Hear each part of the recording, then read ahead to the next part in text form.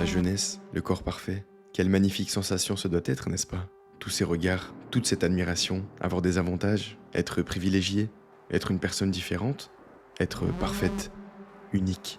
Le commun des mortels vous regarde quand vous arrivez quelque part.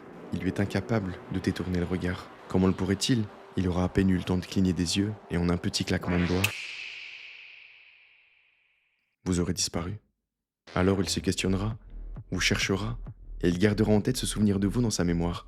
Le matin en se réveillant, ou pendant la nuit, durant une insomnie peut-être, avant de s'endormir ou entre deux rêves, dans aucun scénario, vous ne laisserez monsieur et madame tout le monde indifférents. Ils vont vous aimer, vous jalouser, vous sublimer, vous détester, vous désirer. Évidemment, qu'y a-t-il de plus intense que le désir après tout? Et pourtant, un jour, et indépendamment de votre volonté, vous aurez un certain âge. Et vous deviendrez monsieur et madame tout le monde. Et à votre tour, vous regarderez cet être si parfait avant qu'il ne disparaisse et ne s'installe dans un coin de votre tête, de votre esprit, et vous repenserez à vos jeunes années. Parce qu'au final, on adore regarder les femmes vieillir, jusqu'à ce qu'elles vieillissent vraiment. Avant de rentrer dans le vif du sujet, je vous recommande fortement le visionnage du film que nous allons aborder pour le traiter. Ce n'est pas du tout obligatoire, mais ce sera tout de même plus confortable pour vous. Et d'ailleurs, en parlant de confort, j'espère que vous êtes bien installés. Et je vais vous demander, si vous le voulez bien, de m'accorder toute votre intention, votre concentration, le temps de quelques minutes. Parce que nous allons aborder un sujet bien complexe, au travers d'un film qui l'exprime à la perfection. Ce film, c'est The Substance. Et c'est un film qui, derrière son excès, son manque de subtilité, sa très forte violence, raconte peut-être quelque chose de beaucoup plus réel. Et c'est de ça dont j'ai envie de parler aujourd'hui.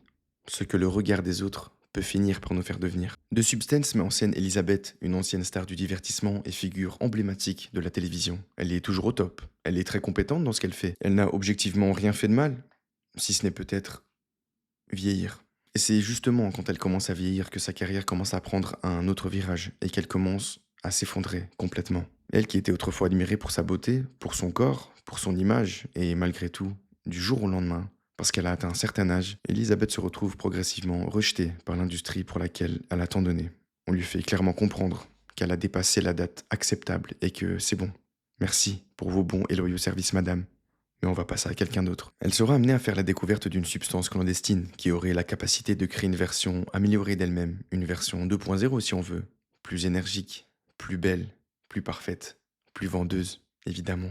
Cette version 2.0 d'Elisabeth, elle prend la forme de Sue, une sublime jeune femme qui fera, comme vous vous en doutez, l'unanimité absolue, adulée par les médias, par le public. En bref, c'est la folie complètement. Sue, elle va évoluer tellement vite, elle va gravir les échelons à une vitesse dingue. Toutes les portes lui sont ouvertes, toutes les opportunités, tous les regards, le regard des hommes, le regard des hommes qui ont le pouvoir. Mais alors c'est bien beau tout ça, sauf que tous ces événements, ils vont petit à petit faire naître un sentiment de jalousie d'Elisabeth envers Sue. Pas seulement de la jalousie, de la colère, du mépris, une haine profonde. Et juste pour rappel, Elisabeth et Sue, c'est littéralement la même personne, mais qui ont deux corps. Quand l'une est physiquement présente, l'autre, elle est en stand-by. Une semaine sur deux, chacun son tour. Mais je le rappelle bien, c'est la même personne. Mais alors on a en droit de se demander quand même pourquoi? Comment ça se fait? Comment c'est possible que Elisabeth, elle ait autant la haine envers Sue, alors que c'est littéralement elle qui est en train de refaire sa vie. Elle est en train de tout ravager sur son passage, mais dans un autre corps. Et pour comprendre tout ça, on va aller un petit peu plus loin dans la psychologie d'Elisabeth.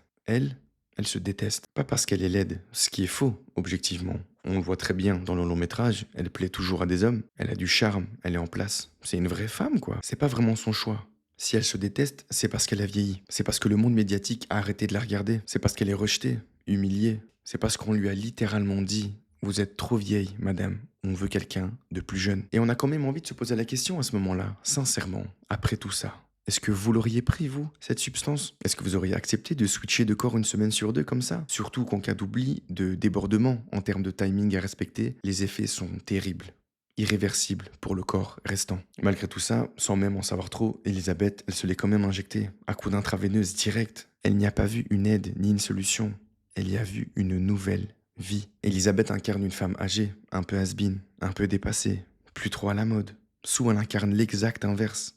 La jeunesse, la sensualité, la perfection. C'est tout simplement l'image idéalisée d'une femme. L'opposition entre ces deux femmes qui sont pourtant la même personne va créer une dualité déchirante. La comparaison incessante devient destructrice. Parce que là où Sue atteint le sommet, les étoiles, Elisabeth, de son côté, elle va perdre le très peu de confiance qui lui reste, jusqu'à atteindre un stade de non-retour. Je vais pas m'étaler plus sur le film en lui-même parce que vous devriez franchement vous y pencher, ne serait-ce que pour l'expérience que c'est. La mise en scène est brillante, le casting est exceptionnel, les sound design, la musique, l'ambiance, l'atmosphère. De Substance, globalement, c'est un cocktail entre une satire sociale, le body horror, l'obsession de la perfection. Et ça traite surtout le rapport entre l'identité et le physique d'une personne. Si j'ai eu envie d'en parler, c'est parce que ce long métrage, c'est le parfait miroir de notre société actuelle. Et même en comprenant les enjeux du long métrage, en voyant la peine d'Elisabeth, dans ta tête de spectateur, tu penses simplement à quand tu vas revoir Sue à l'écran, c'est tout. Parce qu'elle est plus belle. Il se passe plein de choses quand elle est là. On est dans les étoiles, on est dans les paillettes. C'est le luxe, c'est le rêve. Ça s'arrête jamais quand on est avec elle. Avec Elisabeth, on s'ennuie un peu.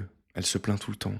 Elle fait que pleurer, elle est tout le temps triste. Elle est chiante un peu. Et c'est quand même assez paradoxal parce que pendant mon visionnage, j'étais à fond avec Elisabeth. Je plaidais sa cause à fond. J'étais triste pour elle. C'est horrible ce qui lui arrive. Et pourtant, la première fois que tu vois apparaître Sue, tu t'es dit, tu as bien fait de prendre la substance. Évidemment qu'elle a bien fait de la prendre, la substance. Vous aurez fait la même chose, vous. Mais pourquoi vous auriez fait la même chose?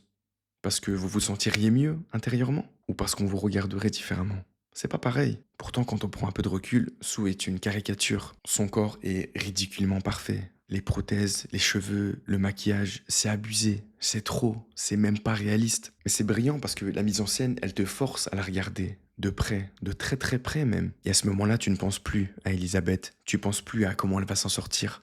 Non. T'es juste là, en train de kiffer ce que tu regardes, à admirer le corps d'une femme ridiculement parfait sur un grand écran, alors qu'elle est littéralement en train de détruire la personne pour laquelle tu avais de l'empathie il y a quelques instants, il y a quelques minutes. Et quand on passe à autre chose, c'est embêtant, parce que t'as envie de la revoir, t'as vite envie de la revoir. Et à ce moment-là, t'es en train de prendre conscience de quelque chose d'assez dingue. Tu es littéralement en train de faire exactement ce que le film critique. Et c'est là où je vais en venir finalement. L'une n'existe plus quand elle vieillit. L'autre existe uniquement parce qu'elle est désirable. C'est des cas vus et revus dans la vraie vie. Ça arrive depuis la nuit des temps, ça arrive encore maintenant, et ça va encore arriver, encore, et encore, et encore. Parce que c'est pas toujours leur choix qui décide de ça, c'est le regard du monde qui décide. C'est le regard d'un passant dans la rue. C'est mon regard. Et c'est le vôtre aussi. Donc je vous pose la question, l'obsession de l'apparence. Tout le temps, chercher à être parfait, à être plus beau, à être plus admirable, plus désirant. Les moqueries, les humiliations, les insultes sur le physique, toutes ces choses négatives, positives, tout ce qui est toujours centré sur l'apparence physique. Et si c'est nous qui participions tous à cette violence? Et si c'était notre faute?